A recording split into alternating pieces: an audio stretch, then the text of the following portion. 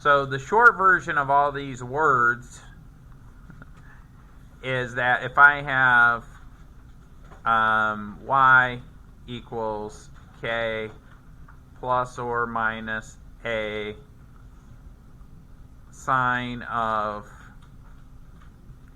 bx plus c, right? And at some point we'll tack on k, or I already wrote k in the front. But we're just going to focus on the c for now. So just kind of like ignore this. Or a cosine bx plus c. And they have it plus or minus c. You can convert it, though that's the same as saying y equals a cosine of capital letter B times the quantity x plus or minus c over capital B. And it's the same for sine. A sine of B times the quantity x plus or minus c over B. The b's will cancel.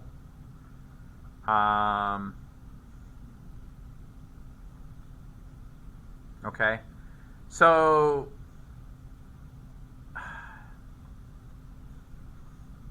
this c over b, if that's positive, it's gonna shift, or translate is a better word. That's the math word, but you guys will probably say shift to the left.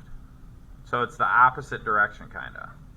Inside the parentheses is always opposite. And if c over b is negative, guess what? It'll shift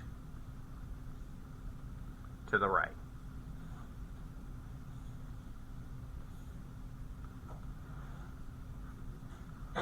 And I wouldn't be a good math teacher if I didn't say shift has a fancy math word that we like to use called translate. In fact, this whole section is on translating. Okay, you guys remember that word from geometry?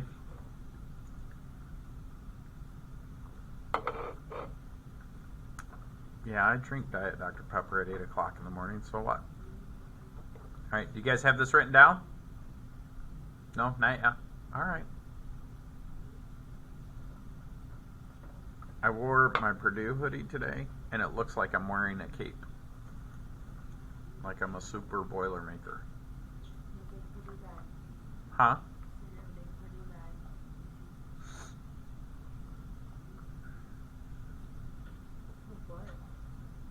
Just focus on the notes, please. All right, we ready?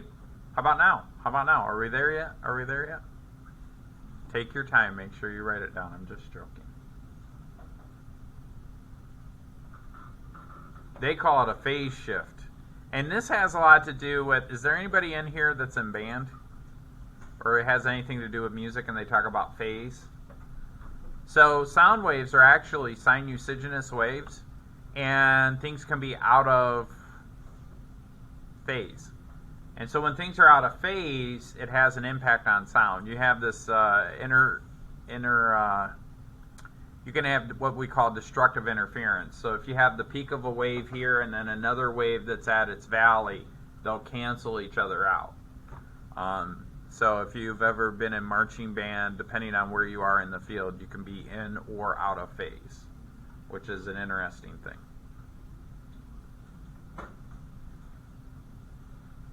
There's other things that could be in and out of phase, but that's the most common one for high schoolers. All right, now? Yeah? Okay. All right, let's do example number 3. A is 3.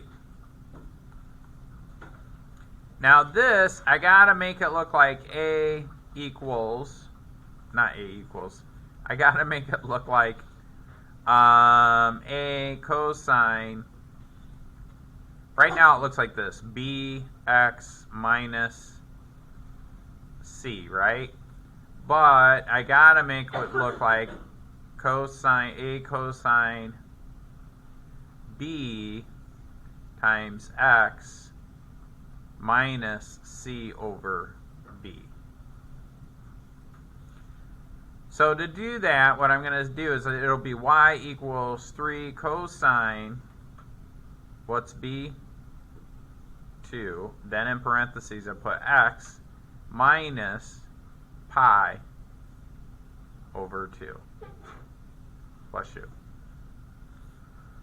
So the period P, oh, let's finish identifying some things. So that means that B is equal to 2, and that C over B is equal to negative pi over 2. Okay, so because it's negative, we're going to shift the whole thing to the left, pi over 2. So that's going to be fun. So let's figure out what the period is. So the period P is equal to 2P over B, which is 2 pi over 2. I just realized I said 2P. You know, the Greek pronunciation of pi is actually P. Do you guys know that? We say it wrong. Anyways, the period is pi, yeah?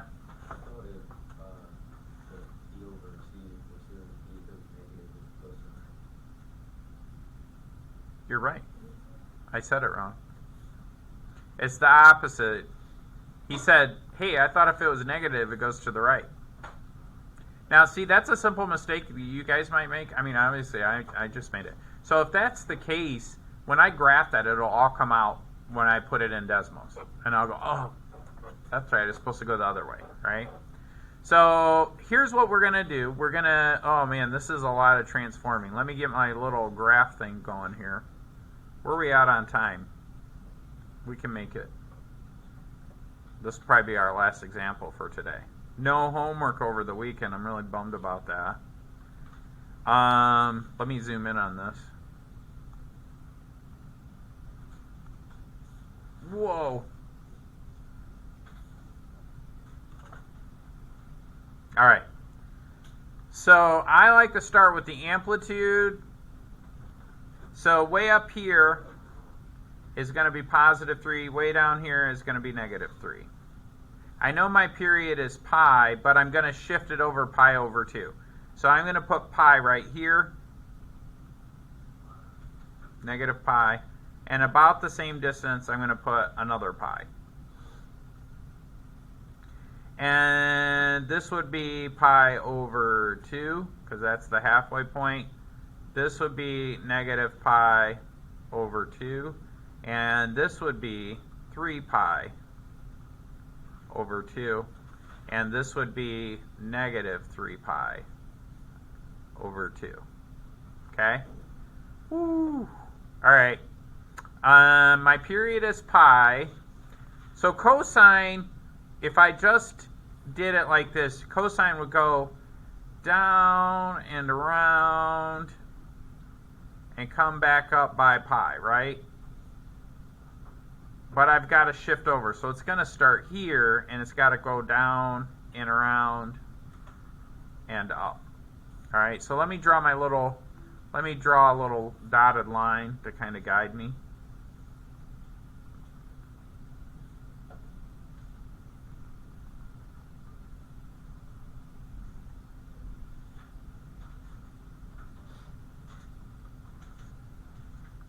So normally it would start there, but I've got to start here, and it's got to come back up by here. So I'm going to go down.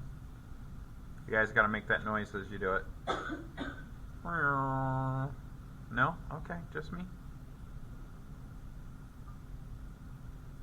Boop.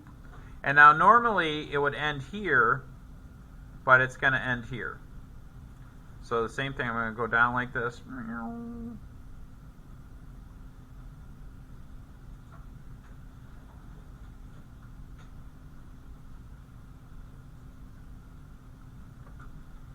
And I don't think it says over one period.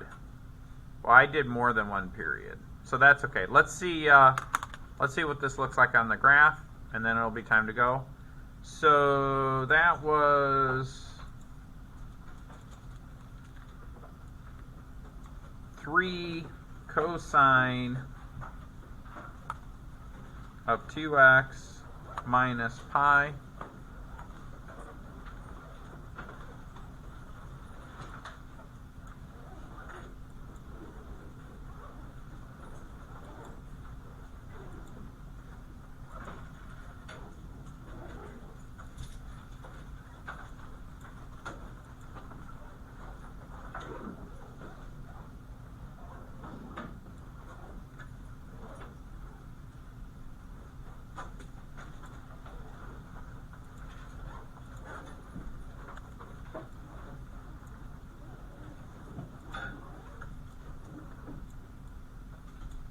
That seems right? Yeah. Cool. Any questions on that one? You guys are like, it's Friday.